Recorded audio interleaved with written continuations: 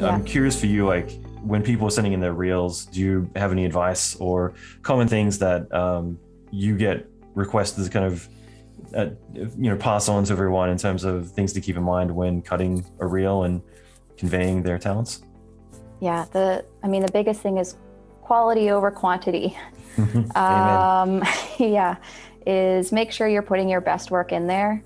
You might have just done, a school program where you've got, 2-3 years of work. It doesn't mean that we need to see all of it.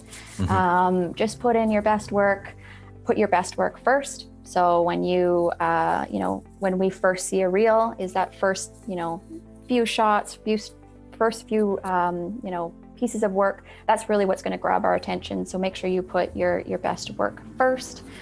Know what role that you're applying for.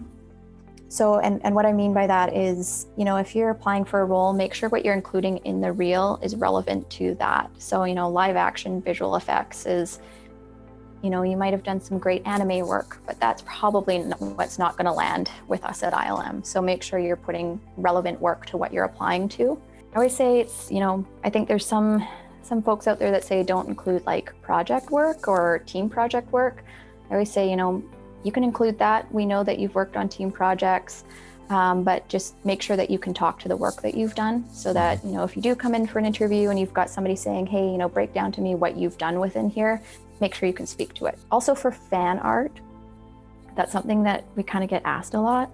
I would say, yes, you can include it, but make sure not to make it seem like you actually worked on that project.